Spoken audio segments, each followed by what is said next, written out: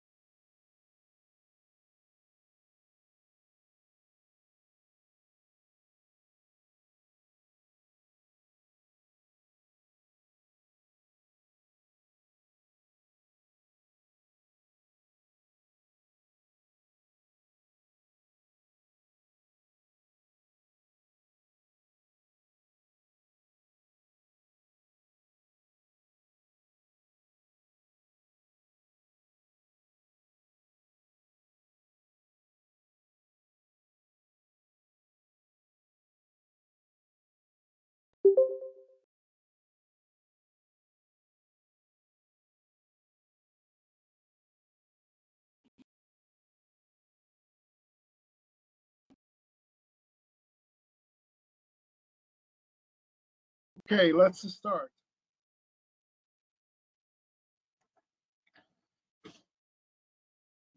So shrink this, maximize this. So good afternoon, everyone. My name is Rez Mani, and today's webinar is titled Laser Cleaning Method and Case Studies. I work for the company Allied Scientific Pro, and I've given this webinar a number of times. Every time I try to modify it so that it reflects the new activities of the company. And in fact, in today's webinar, we also have a new case study that I'm presenting for the first time. The webinar is being recorded, and the recording will be sent to you in a few days. My email is also here. We'll also have a Q&A session at the end. So feel free to ask any questions at the end. So let's look at the agenda for today, the outline of the talk. First of all, I will talk about laser ablation, which is a more general case, and laser cleaning is a subset of laser ablation. Laser ablation could have many different applications, such as cutting, drilling, scribing, etc. And cleaning is just one application of laser ablation. Then we will talk about the laser cleaning itself a little bit. We'll show you a few videos. And then we will look at other competing surface cleaning methods, such as sandblasting, water jetting, etc.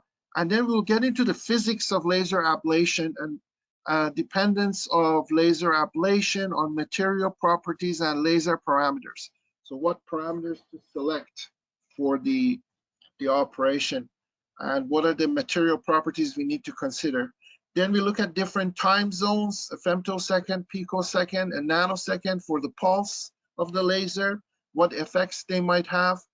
We look at different types of galvos, the basically scanners, the galvo scanner and polygon scanner. There are two different types of scanners. And then we look into some applications, such as application of laser cleaning in aviation and nuclear industries, and then followed by some case studies which we have done ourselves. The Perma-Fix nuclear decontamination facility, case study number 2, which is brand new, a radioactive robotic laser cleaning at McMaster University's particle accelerator radioactive decontamination facility. where we cleaned some radioactive coated metals. Then laser cleaning in ship industry, which is also relatively new. It happened 3 months ago. Removal of leaded paint, Canada Aviation Museum, polygon scanner use, and then some more applications, laser cleaning in food industry and removal of bacteria infected surfaces. So when we think about laser ablation, we need to understand what is happening there. So it is a process in which a high power laser beam is focused on a surface and it removes material from it. So for laser ablation, you can use either a CW or a pulse laser, but in this talk we mostly focus on the pulse laser because you can have more parameters to control. For a CW laser, you only have the type of the laser, the wavelength, and the power. But for the pulse laser, you could control the pulse duration, the pulse repetition rate, power, everything. So there are more parameters you can control. So when the beam of light from the pulse laser is focused on the surface, it creates high temperature gradients and high mechanical stress, and in turn the plasma is formed and that produces a shock wave, and this shock waves would cause mechanical breakdown of the surface. So this is the main principle of laser ablation. Now here's a paper by Malaysian authors that talked about removal of paint coating from cars. And you can see there's this coatings on metal substrates. Automotive coating is usually made of resins, pigments, solvents, and additives.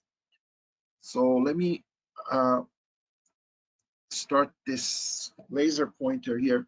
So you can see that the laser beam is focused on the actual coating, and then basically it generates a shock wave, it cracks the network, and then the coating is removed. So we have to consider two types of mechanism here. One type is when the actual coating absorbs the laser beam, and that is the case here. And then this plasma shock wave removes the coating. The other case is when the coating is transparent to the beam, and the metal substrate underneath actually absorbs the beam. Then in that case, the shock wave produced at the metal substrate will blast the coating. So this second procedure, or this second mechanism, is called spallation, which is different from the case where the coating actually absorbs the laser beam. So here are a few, basically, these are a few types of lasers that are used in laser ablation. We're not going into too much detail, but we'll just introduce them from left to right. First, we have some UV lasers or excimer lasers. We have, this is a gaseous type of laser, nanosecond pulse. But this laser is more like a laboratory laser. It's not really meant for field cleaning. It's used in germicidal applications or photo dissociation of some coatings. So it's quite expensive and low rep rate. Then you have on the in the middle, you have the CO2 laser, which is a mid-infrared laser at 10.6 micron. This is quite a popular laser in industry for cutting applications. It's also used for cleaning applications, and I'll talk about the advantages of using this laser later at 10.6 micron. Then you have the neodymium YAG laser, which is a near-infrared laser. It's a crystal-based laser, so it emits at 1064 nanometer, and also it's harmonics, 532 and 266 if you put a harmonic crystal in front of the beam. This is also used for cleaning applications and also LiDAR applications. And then finally, you have the Ti-Sapphire laser on the right. This is also another crystal laser. It's tunable from 650 to 1100, but it's quite expensive because it needs to be pumped by an argon laser. And it has a very short pulse, femtosecond, and low energies. So for some applications, this could be used. However, the laser that we're focusing on today is the fiber laser, which is also used in our systems. And in the case of fiber laser, there are no mirrors. In all the traditional lasers, there are mirrors in the cavity. But in case of fiber lasers, instead of mirrors, we have some scribing. You can see this scribing that acts like a diffraction grating. So this would only reflect a particular wavelength. So once you pump this fiber, it's basically doped with erbium or thulium, rare earth elements. Then the amplified signal basically travels back and forth, gets reflected from these scribing, and this way it gets amplified and comes out. So this is very useful because the fiber laser will give you the advantage of flexibility. So you can flex it around all the difficult parts that you want to reach. Whereas, for example, for a CO2 laser, you need a system of mirrors to move the beam around. The other advantages include high pulse energy, high average power, good beam quality, and variable pulse length. So these are some great advantages of fiber laser that are used for laser cleaning. Next, let's go into laser cleaning itself. So as I said, this is a subset of laser ablation, and it removes unwanted layers or contamination from a solid surface by focusing the beam on that coating. So here's a system that we have developed. It's a 100-watt system, and this box is the main engine of the laser where all the pumping take place. And this is a fiber optic cable. This is an isolator, which doesn't allow the beam to come back into the cavity. And this is the laser head, which contains the galvo mirrors and a lens that is used to focus the beam on the surface. So in order to understand how it works, let's look at a particular video, a YouTube video, and see this system in operation. So I will play this. I think I have to remove the pointer. Yes, I'll play this video.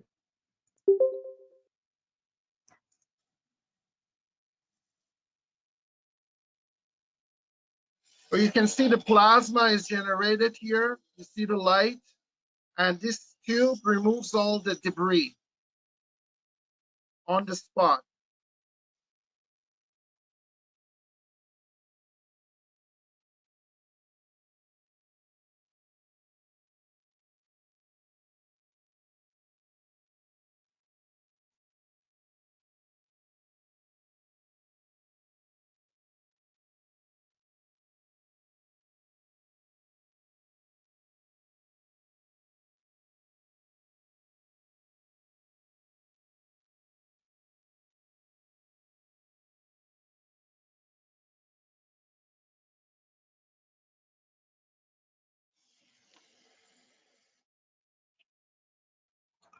Okay, so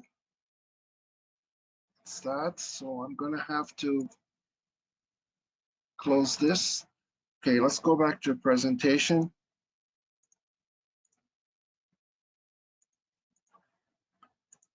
Okay.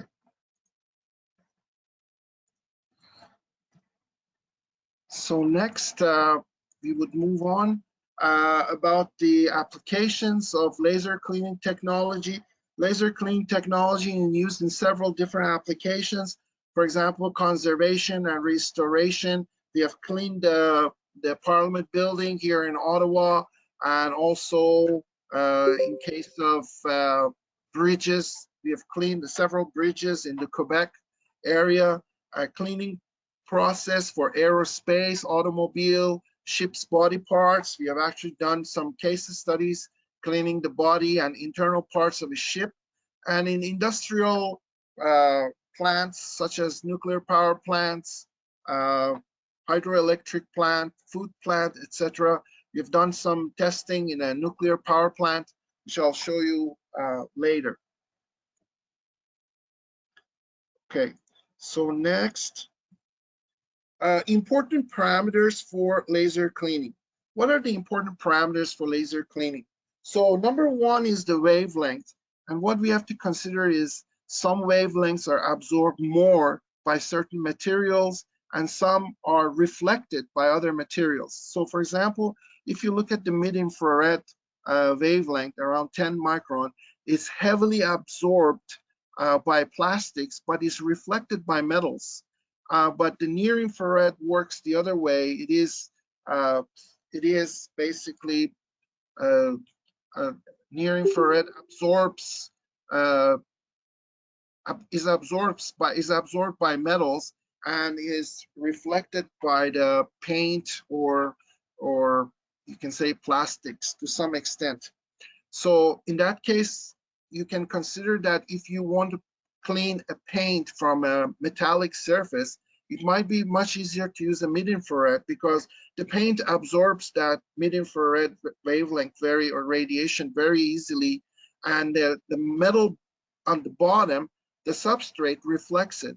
So this way is inherently safe. But the near infrared at around 1 micron is absorbed by the metal, and the paint may also not absorb it as much as the mid-infrared does. However, there are some disadvantages in using mid-infrared because it cannot be coupled to a fiber optic and doesn't have the flexibility.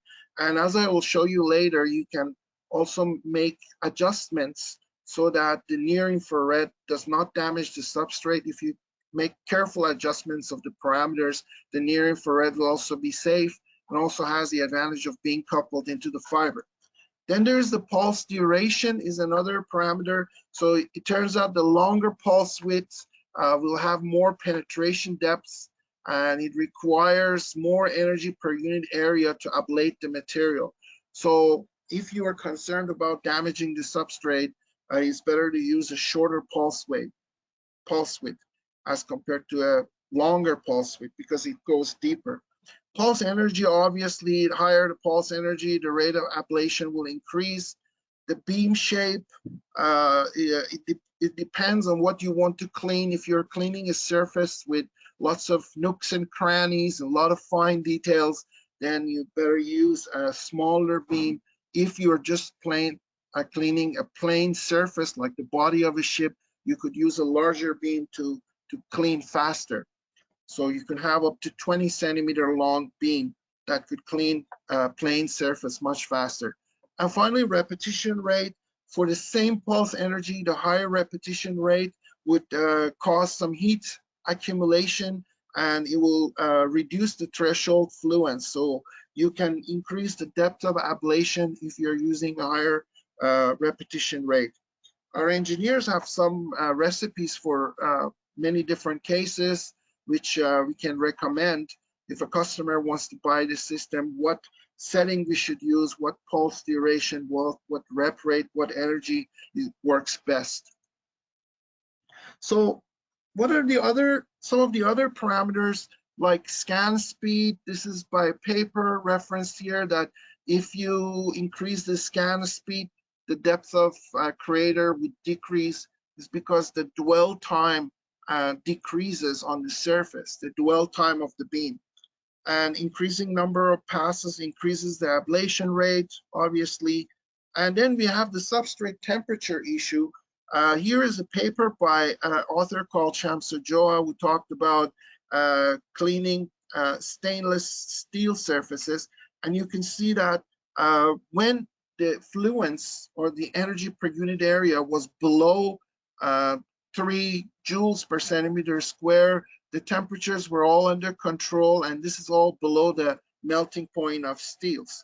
But as soon as the fluence increased to above 3 joules per centimeter square, the temperature sharply rose, and you could see that it even reached about 3200 Kelvin, which is way above the melting point of the steel, stainless steel. So one has to be careful not to put too much fluence on the surface that could cause damage or melting of the substrate underneath. It's also useful to measure the temperature. We also have some plans to integrate an infrared sensor that could measure the temperature on the spot and control that it's not going above a certain limit. And if it is, then reduce the pulse energy. So here are some competing methods to laser ablation.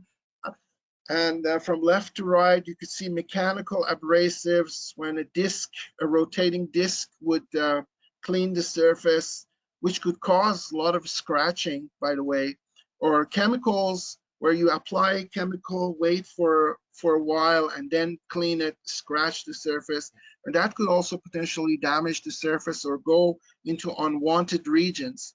And then you have all these methods that use a high pressure nozzle, like dry ice uses CO2, sandblasting uses sand and grit, and water jetting, which uses water.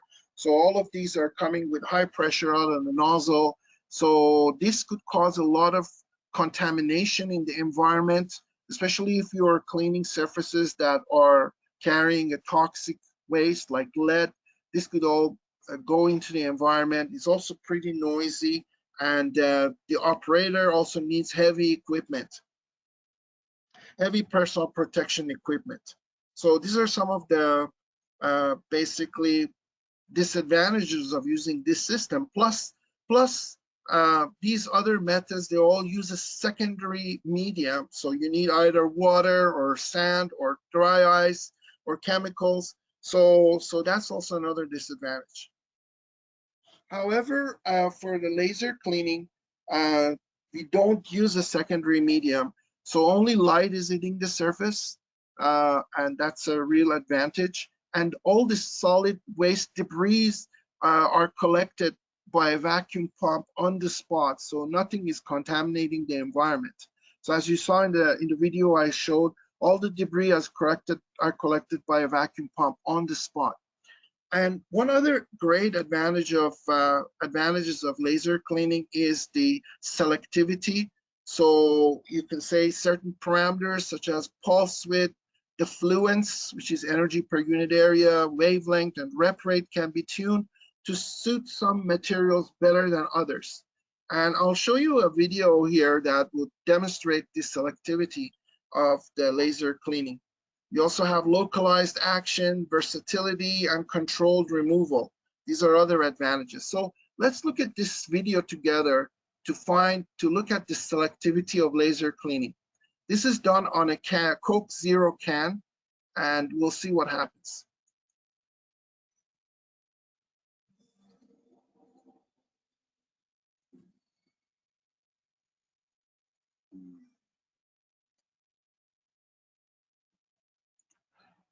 So here you see the laser beam is shining on the Coke Zero can, and there are three colors in there: black, red, and white. And this laser beam is only removing the black paint. And although it's shining on the white and red, it's not removing them. And this is something that is unique to laser cleaning. You cannot do that with, for example, sandblasting. You will remove all the colors. The reason for that is that the black has a higher absorption coefficient compared to red and white. So the energy has been adjusted so it is above the threshold fluence of the black paint, but below the threshold fluence of red and white paint. That's why it's only removing black. And the question could arise here: is it possible to remove red but not remove the black? And the answer to that is no, because once you surpass the threshold fluence of the black, of red, basically, you have already surpassed the threshold fluence of the black automatically. So you cannot remove black, you cannot remove red and not black, but you can remove black and not red. So that's interesting video that shows the selectivity of laser cleaning. Okay, so let's go back to our presentation. Going back to the slide. Yes. So because no technique is complete and perfect, there are also some disadvantages of laser cleaning. And one of these disadvantages is the need for focusing. So if you remember when I showed you the picture of our system, there's this lens here that has a certain focal length. It could be 15 centimeter, 25 centimeter, 40 centimeter, and you need to keep the distance between the lens and the surface you want to clean. And otherwise it would not clean. So you need to focus the beam at the surface, and you need to hold, the operator needs to hold the laser head at that distance from the wall. So one question is, well, how would you know if you're at the focal point? It's because you would hear an extra sound and extra noise when you're at the focus. So you would know that. So that's a requirement that is, a disadvantage for example, the grit blasting, sand blasting. You can hold the nozzle at any distance from the wall. As long as you're close enough, you can just clean, but you don't need to be at the focus. But in this case, you need to be at the focus. And the other disadvantage is lower speed. If you only consider the time of cleaning, the speed of laser cleaning is lower, is less than, say, sandblasting. But you also have to consider that for sandblasting, for example, you need to prepare the area first before the operation to make sure that the contamination does not go into other unwanted areas, and you also have to do cleanup after. So if you take those into account, then the speed of cleaning would be comparable. So in order to address these disadvantages, we have designed certain accessories for the laser cleaning system. And one of them is the fume extractor nozzle that you see on the left side. So basically it has some wheels on the right, and it has an opening on the left where you can place your lens of the laser head. And this would keep the lens at the focal distance from the surface. So what you would do is you would roll this wheel on the surface, and you're guaranteed that your laser cleaner and your lens is at the focal distance. You don't have to do any adjustments of your hand distance. And you also have the debris being collected by this vacuum tube. Here you can see on the right, one of our engineers is also wearing the vacuum pump on his back, and he's holding the device, the fume extractor nozzle. So this is a one-man operation, basically. The other accessory is the use of a robot. So a robot could keep the laser head at the focal distance and could do the job very accurately. It will not get tired like an operator who would use that. So it could go on and clean the surface. So let's take a look at one of the videos that shows the robot in operation.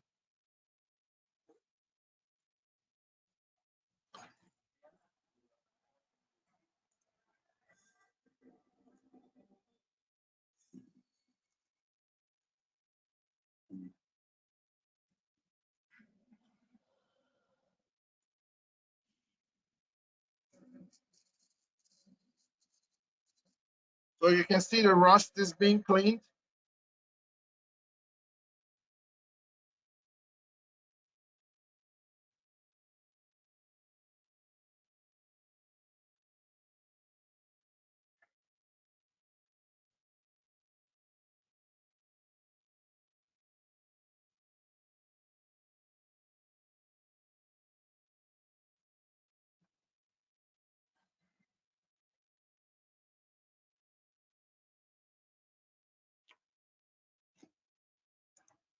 And that was the usage of robotics. Okay, so I'm gonna start going there. We are also having some other videos that compare sandblasting and laser cleaning. For example, in case of the body of a ship, first we look at sandblasting, see how the sandblasting is doing. Or you can see this worker is cleaning the body of a ship and all the contamination is going into the environment. It's also using heavy personal protection equipment.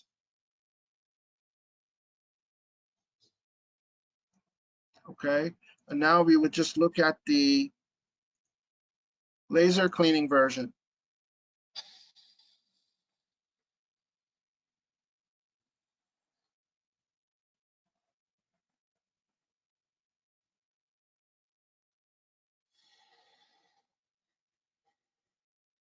So all the debris is being collected by this thicker tube.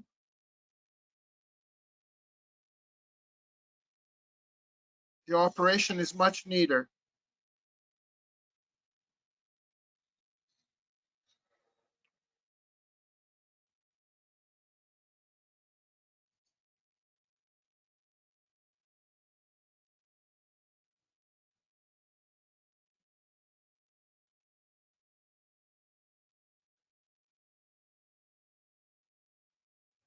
Okay, so that was the comparison of grit blasting and laser cleaning. So let's now talk a little bit about the physics of laser ablation, laser cleaning. What are the parameters that we have to take into account? There are material properties that we need to take into account, and one of them is the optical attenuation coefficient, alpha, and the other is thermal diffusivity, DT, in millimeters per second, millimeters square per second, and heat of vaporization in joules per gram. And for important laser parameters, there's a type of laser that determines the wavelength, pulse duration, tau is important, the fluence is the amount of energy per unit area, and the beam size. These are the parameters of importance. So this diagram is showing an optical beam that is hitting this block, and it is penetrating into the block by the length L alpha. And this L alpha is actually called the optical penetration depth. It's the inverse of the absorption coefficient. So if the laser beam, if the pulse is less than 10 picosecond, there won't be any heat generated outside of this L alpha. So all the heat is confined to this area that has a depth L alpha. However, when the pulses are longer, greater than 10 picosecond, there will be an additional depth here, LT, which is the thermal penetration depth. And that is basically larger than the optical penetration depth. And that is given by the square root of DT, the thermal diffusivity, multiplied by the pulse duration. So you could see there is a dependence on the pulse duration. The longer the pulse duration, the deeper would be the thermal penetration depth. So we also have to understand the threshold fluence. So this is enough energy that is needed per unit area to ablate the material. In case of pulses less than 10 picosecond, the threshold energy is just given as a product of the density, heat of vaporization, and optical penetration depth. So there's no pulse width dependence. But in case of the pulses that are greater than 10 picosecond, the threshold energy is the product of density, heat of vaporization, and the thermal penetration depth, which also depends in turn on the pulse duration. So you can see that the thermal penetration, the threshold fluence for these pulses depend on the pulse duration. The longer is the pulse, the larger would be the energy that per unit area that is required to remove the material, and deeper also it goes. So we can also compare different time zones. We're going back again to laser ablation case. So as a more general case, and look at femtosecond, picosecond, and nanosecond regime behavior. And here in the two diagrams, you can see in one diagram, you have a really short pulse, probably a femtosecond pulse that is creating a hole here. And in this case, you see there is no melt zone, there's no shock wave, no micro cracks, no heat transfer to surrounding material, and basically the cut and the hole is very clean. So there are no liquid physics involved here. It's just the material is vaporized directly from solid to vapor. But when you increase the pulse width, all kinds of liquid physics effects come into picture, and you have all kinds of surface ripples, micro cracks are developed, and you could see the surface debris, ejected molten material, and all of that. So that causes basically some issues in case of cutting or creating a hole if you don't want to have all the debris around the hole. And here's a picture you can see from each domain. 200 femtosecond created a very neat hole, and 80 picosecond, you can see some debris is developing around the hole, and 3.3 nanosecond, you can see melting and debris. So I'm not trying to say not to use a nanosecond pulse, because all of our lasers are nanosecond, but I'm just trying to communicate that if you use a nanosecond, your thermal effects will be more. But in some cases, you need to use nanosecond because some femtosecond pulses are too low power to do the job. Also, let's look at the long and short wavelength behavior. We talked a little bit about this before when we compared the near infrared and mid infrared. So here, in case of metals, you can see that the absorption coefficient of metals at mid infrared, let's say 10 micron, the CO2 laser wavelength, is very low. But as you go to the shorter wavelength, it rises. So for example, for aluminum, you have higher absorption coefficient at 1 micron as compared to 10 micron. And for plastics, paints, and glass, it's the opposite. So you can see the absorption coefficient is high at 10 micron and is lowered and at 1 micron. So these effects have to be considered when you're dealing with laser cleaning. So as I said, it may be wise to use a CO2 laser if you're cleaning the body of an aircraft, because you know that the metal would reflect the beam and the paint would absorb it. But you cannot use fiber optics in case of CO2 laser. You can also make adjustments to your parameters of the laser beam so that for the near IR, you also don't damage the substrate, but you need to be more careful. Also, different types of scanners have different applications. So in our laser cleaners, we normally use galvos. So we have 2 mirrors that are rotating. But the problem is, as you go to higher and higher power, the galvos, they become heavier and they lose their speed. So they cannot keep up with the high speed. So for this reason, another type of scanner has been designed. It's called the polygon scanner. And you can see it in this picture. It has multi-facets and it could rotate very fast.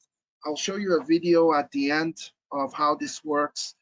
And the other advantage of this is it could also be coupled to CW lasers or continuous wave lasers.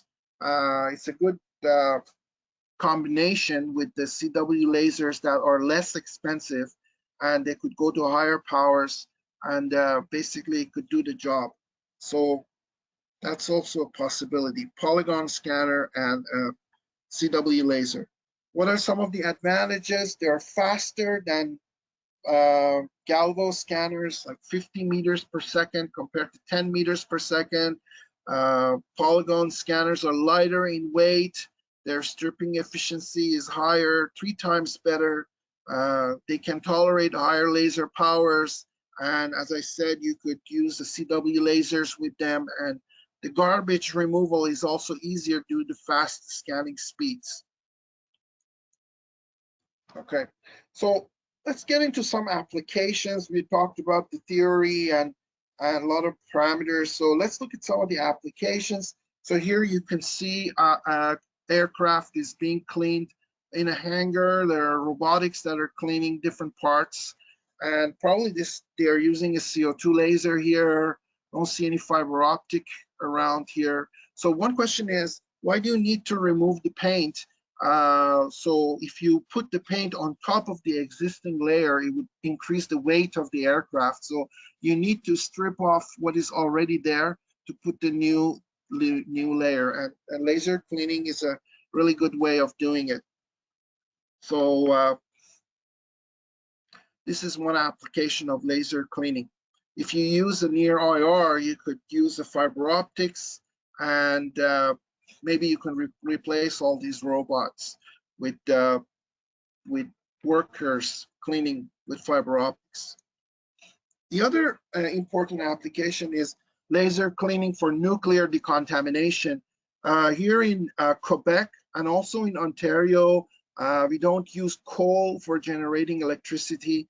I know in Ontario, 60% of the electricity is generated by by nuclear power plants, fission plants. And the problem with these nuclear power plants is that they have a limited lifetime of 30 to 40 years. And after 30 to 40 years, cracks develop in the concrete structure, and you need to dismantle, you need to decommission these power plants. So another issue is that the tools that are used, the metal tools, they get radioactive, and the tubes also, they get radioactive. What happens is the metal pipes, they corrode and they release the products into the reactor coolant, and these would go into the active area of the reactor and get radioactive, and they come and deposit on the tubes in the form of oxides. So you need to clean these oxides when you're dismantling, decommissioning radioactive nuclear power plant. You need to clean the concrete, and you need to clean the metals if you want to recycle the metals for a future generation. So the oxides are actually transparent to the near IR beam, and the near IR passes through them and heats the metal underneath, and then it just creates a shock wave and removes this oxide. And that is the process of the spallation that we talked about before. That's a very useful application for nuclear power plants. I'll show you a case study that we have done later on. So let's get practical and look at some of the systems that we offer. So I already showed you the 100-watt system in action for removal of rust on a pipe as a 5-meter basically length fiber optic, pulse width 10 to 30, 350 nanosecond, rep rate 40 to 1000 kilohertz. There is an iPad here on top that you could control all the parameters and even record some recipes to use. The next generation was the 200-watt system. You can see on the right, it's a little bit more compact, and it has some cabinets where you can store your laser goggles or lenses. There are 3 different lenses of different focal lengths that you could use for different applications. So all of these could be stored in these cabinets, and it obviously has twice the power. It also has a 8-meter fiber optic. Then we are developing a new smaller size. We call it the laser cleaning system 100-watt generation 2. So this is much smaller, 60% smaller, 40% lighter. And the motivation behind developing this system is that, especially for ship cleaning, you need to carry this equipment through the hatches or down to the bilge. We've had some case studies, and it's very difficult to carry a system that is heavy. So you need one operator to be able to carry this system down there, and you also need to reach and clean hard to reach places. So the smaller head would also help. So this is what this does. It's providing the smaller head, and it's also lighter. It's only 22 kilograms basically. So we are quite excited about introducing this within the next few months. There are only a few software issues that need to be done, and this unit will be ready for marketing. So you can see the laser head has several features. There are some safety accessories. There is also air line here for flowing the air and cleaning the lens. There's some safety signals, status light, and so many different features. And one of our collaborators were also asking us, isn't it possible to have a laser head that is not vertical like this? So you can see the beam is vertical to the body of the laser head. Why can't we have the beam parallel to the body of the laser head so it acts more like a flashlight? And here is a possible design that we have. We haven't implemented it yet, but this design may help into getting into areas that are hard to reach rather than a vertical design. So we need to consider that later. We also have a high power laser cleaning system, a 500-watt system. This is a front view, back view, where you can coil your 22-meter fiber underneath this lid and keep it safe.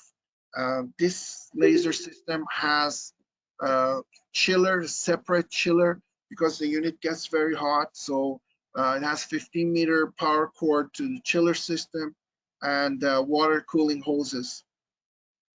So let's look at some of the case studies. The first case study is the Perma-Fix Northwest, which is a decontamination facility in Washington State in the US. And we took some of the 100-watt laser a few years ago, and we cleaned some radioactive parts, concrete blocks, metal jackhammer, C-clamp, steel plate, and so on. So I would play this video for you, so to see that how it works.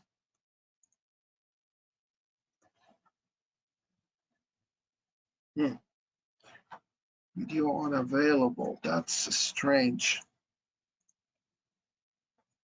Let me try again.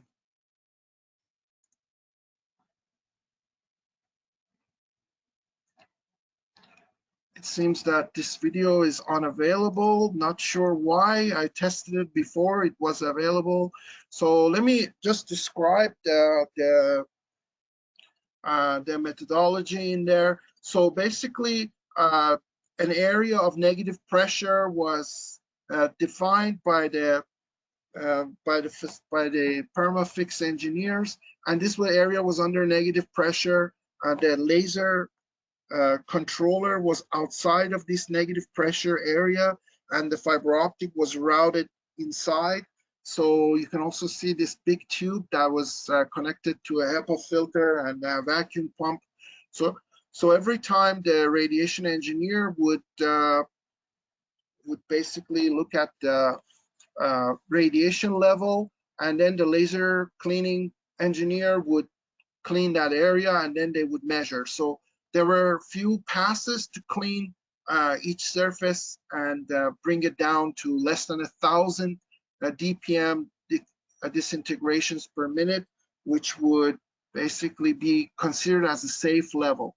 So for example, for concrete block, because it was porous, it took up to 4 passes to bring it below the detection level, but some of the metal parts, only 2 passes were required to clean them. So all the cleaning was done successfully, and the parts were all ready to be released. Now, this one is our case study that we have done recently. This is the first time I'm presenting this. We have never done that before. So we did that back in December. So what the idea was that McMaster University in Hamilton, Ontario has the, you can say, a particle accelerator facility where they can generate isotopes. And they also have a radioactive decontamination room. Here is the picture of that. So there's a hot cell here that you can see. These are some robotic arms that we use just to hold the camera inside. So this is the hot cell area, and they generated the F18, fluorine 18, which is a short half-life isotope. It's only I think 23 hours is the half-life of this.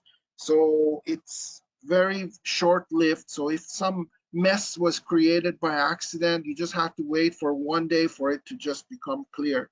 So this fluorine 18 was generated by McMaster's accelerator, and then it was dissolved in a methanol solution and applied to several different metals. And some of these metals, I show them here. You can see there are 5 different types of metals that was used: the aluminum, stainless steel, here steel, brass, and chrome vanadium. And we wanted to use the use of robotics in action exactly. So that's why we took our cobot there that could clean. It could carry up to 23 kilogram weight. Some adjustment had to be done in the hot cell. And the engineer over there used a paintbrush to apply this radioactive F18 on the surface of each of these metals. And then our robotic control hold the laser head and clean the surface. So radiation level was measured from each surface after application. The initial levels varied between 5,000 to 10,000 pounds per minute.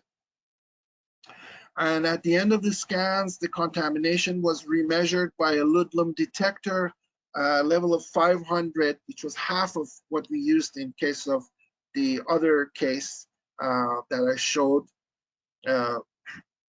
was assigned to the clean level. This was half of what was used in Perma-Fix. We used a 350 nanoseconds. It was chosen for hard substrates such as steel, chrome, vanadium, stainless steel, and 200 nanosecond for soft metals such as aluminum. And pulse rates of 120, 180 kilohertz was used so that the surfaces are not scratched. You can see these are the clean surfaces after the cleaning. And the results of this would be all presented in WM 2022 in Phoenix, Arizona, Waste Management. And basically, we will be traveling there and presenting a poster about this work on March 5th to 10th. Unfortunately, I can't show you more quantitative data on this of how many passes it took and what was the radiation level. I want to present it first in this conference, and then in the next webinar, I'll show you the results, the quantitative results. However, I will show you a video of the operation. So here, what you will see is that we've installed the camera inside the hot cell. And at the beginning, you'll see that I'm not going to show you the whole video because it's about 20 minutes, but just parts of it. So how do you apply to the surface? And then we do some trial runs, and then we turn on the laser. So you can see here, the engineer is putting it.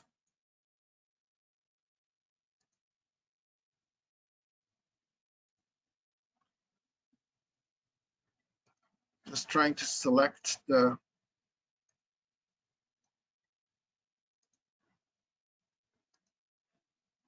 uses a brush to apply it. And here he's measuring the before. You can see heavy protection equipment is worn by the engineer. He's measuring by the Ludlum detector the radiation level before the laser cleaning.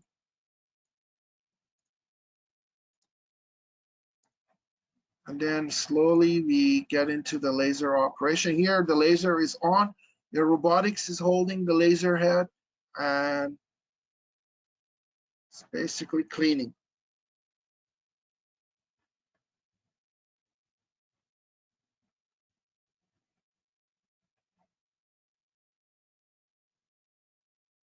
So several passes were required, maybe about 3 or 4 passes.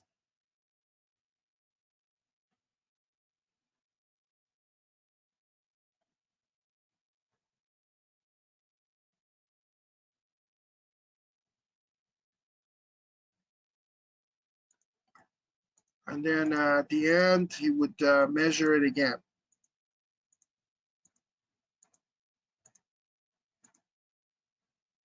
Yeah, so somewhere here, he measures it again. So I'm not going to show the full thing due to shortage of time, but this gives you the idea of what happened there.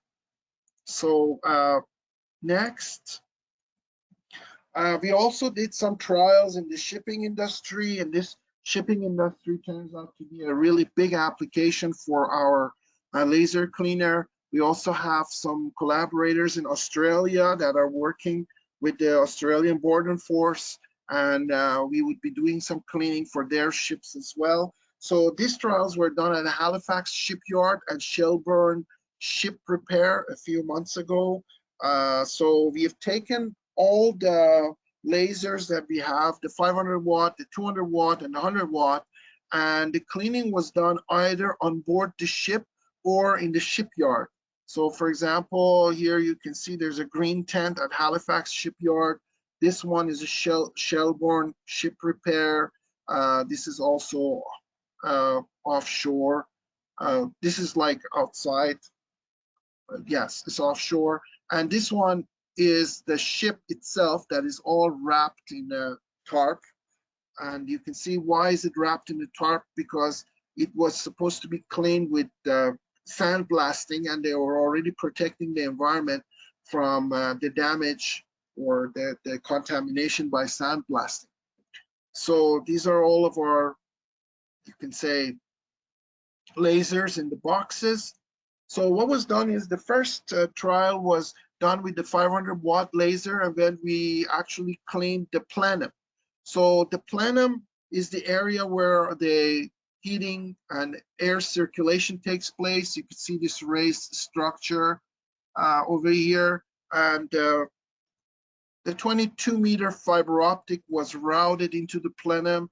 The actual laser box was outside, and it was cleaning the paint and the rust. And they had also asked to use a 4 mil average profile that should be made on the steel surface.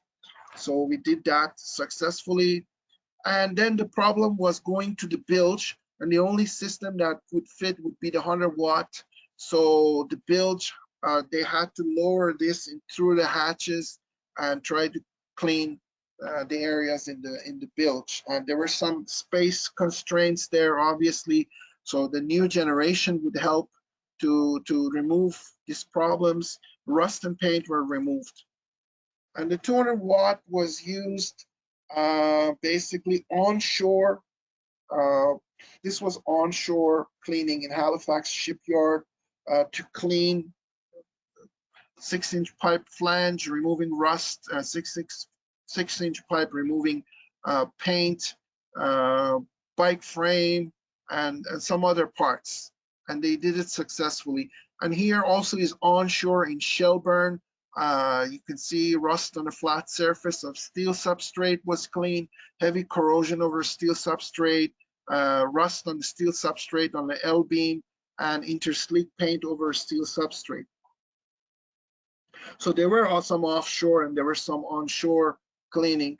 The offshore cleaning was the bilge and the plenum, and the onshore were these operations. So at the end, we got the feedback from their staff that they would prefer to have reduction of size of the laser head, reduction of size of the laser controller, maybe a longer fiber optic cord, and some recipes that could clean faster. Now we also clean leaded paint laser.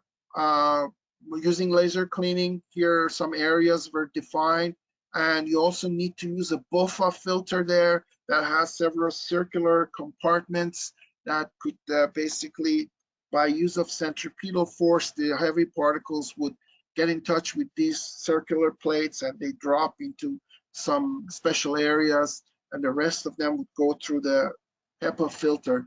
So you need to be careful, obviously, with lead because it's toxic, so you need additional filtration. So this was done. I will send you the video of that later when we send you the email asking for your feedback. I'll send you the video of this. We don't have time to show that right now. Here is the testing at Canada Aviation Museum in Ottawa. Let's take a quick look at this.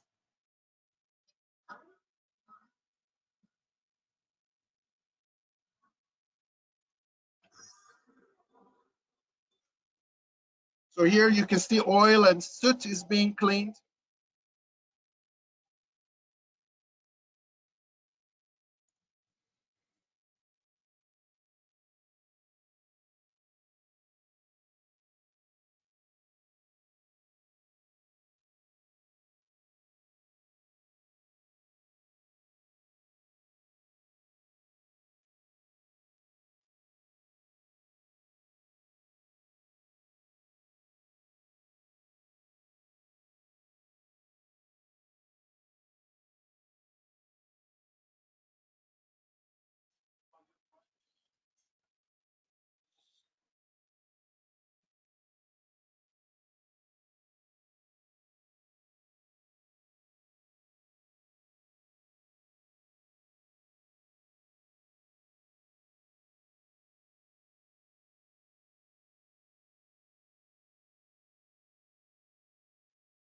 Okay, so that was that.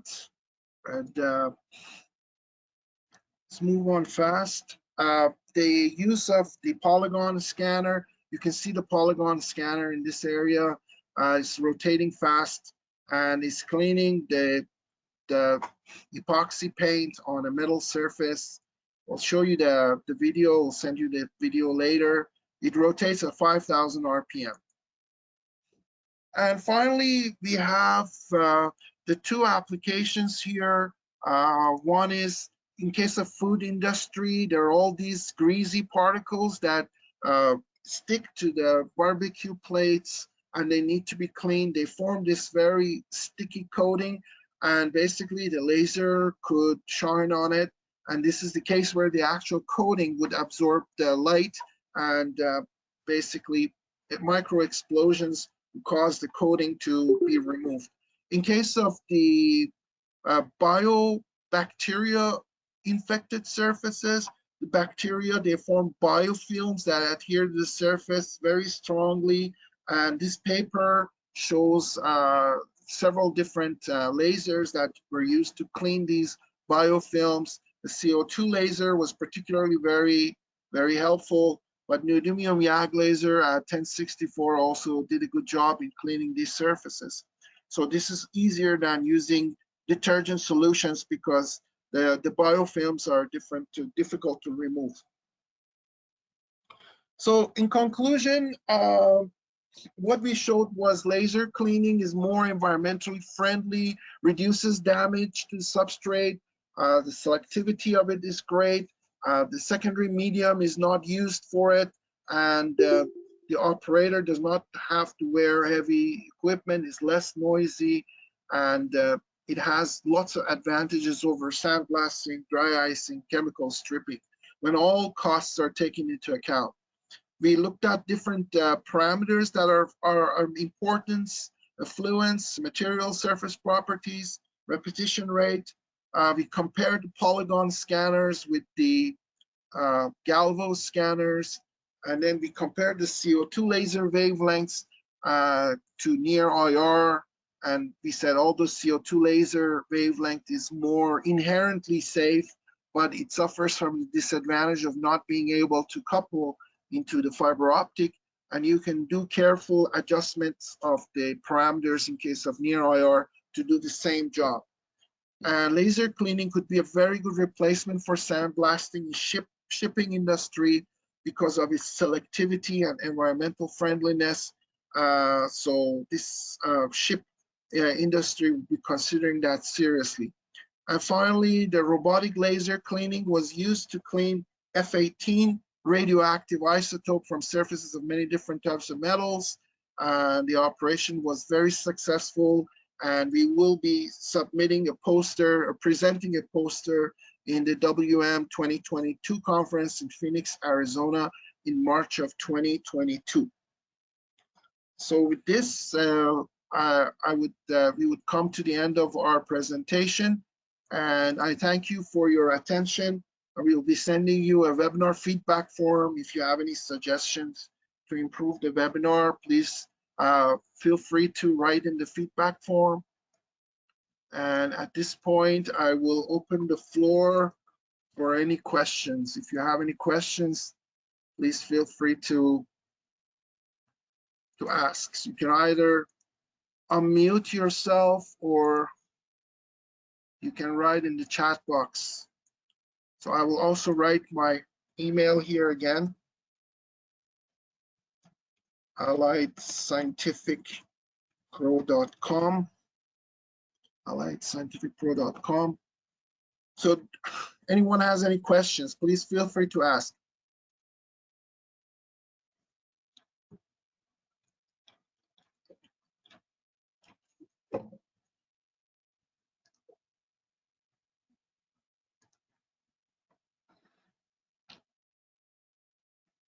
Okay, anyone? If you think of any question later, you can feel free to email me. I'll be glad to answer your questions. If there are no questions, I thank you all for attending this webinar. I hope you found it useful, and we will be adding more and more stuff in future webinars of our new case studies. Thank you again for attending, and have a nice afternoon. Stay safe.